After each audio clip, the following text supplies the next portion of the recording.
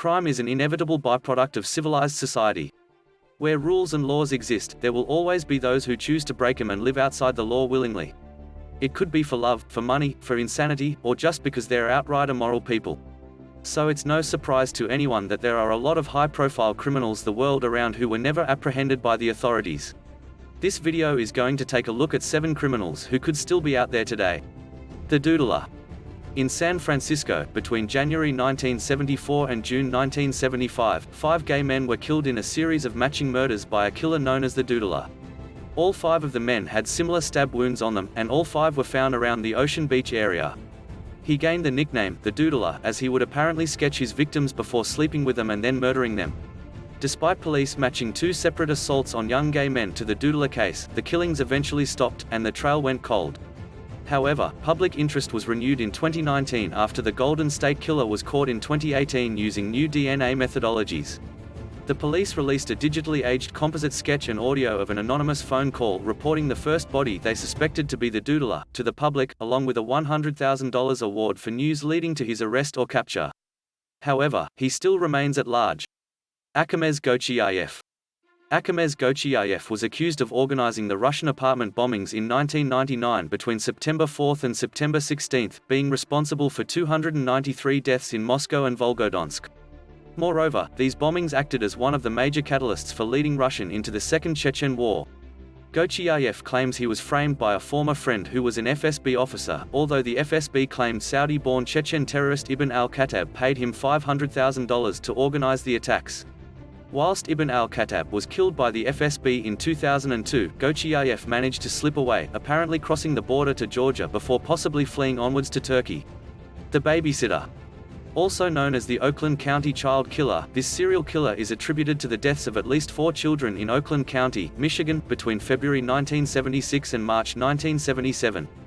Out of the babysitter's 4 confirmed victims, 2 were boys, and 2 were girls, all aged between 10 and 13, and all went missing outside of their homes.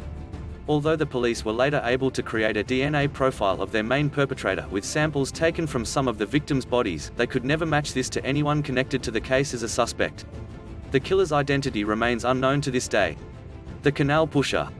Within Manchester, England, some suspect that the city has been under the spectre of a serial killer for some time, the Canal Pusher. The Greater Manchester Police told the Daily Star Sunday newspaper that, between 2008 and 2014, they had pulled 85 bodies from Manchester's canals and waterways. Whilst most of these bodies were attributed as accidental deaths, coroners recorded 28 open cases where a cause of death couldn't be established. There was reasonable doubt on the circumstances surrounding these deaths. There have been many cases where the parents and families of those retrieved from the Manchester waterways have been suspicious regarding their loved ones' deaths. Despite this, no headway has been made towards identifying a profile for the Canal Pusher. The Freeway Phantom. Between April 1971 and September 1972, a series of killings rocked Washington, D.C. as 6 young black girls were brutally murdered. As the media dubbed him the Phantom Freeway, this serial killer reigned terror and was never caught. Despite receiving numerous calls and mail tips, the police task force that was set up to solve the case could never identify anyone as being the person responsible for the killings. Each of the 5 victims' bodies was found by the side of the I-295 freeway, and the 5th victim, Brenda Woodward, was covered with a coat that contained a chilling note in the pocket, which read, "This is tantamount to my insensitivity to people, especially women. I will admit the others when you catch me if you can."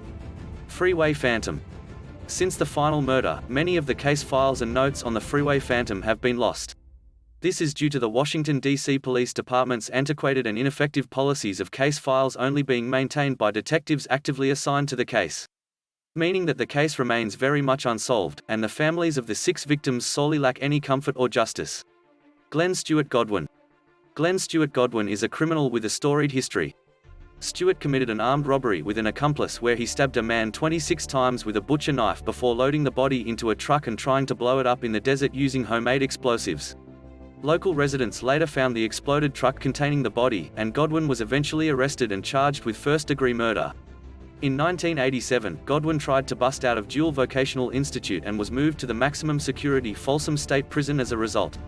Although this turned out to work in Godwin's favor, as he escaped Folsom in June of 1987. Godwin then made his way south to Mexico, joining a Mexican drug cartel, which eventually landed him back in prison, only this time in Mexico, in 1991. While awaiting extradition to the United States, Godwin killed a rival cartel member in prison, stalling his extradition long enough to stage another jailbreak. It's now believed that Godwin is active in illegal drug trade activities in Latin America. The Zodiac Killer.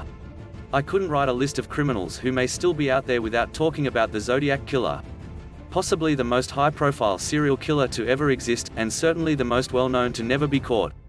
The Zodiac Killer unleashed terror across the USA with his spree of murders and unbreakable code ciphers that he used to taunt the police and press alike.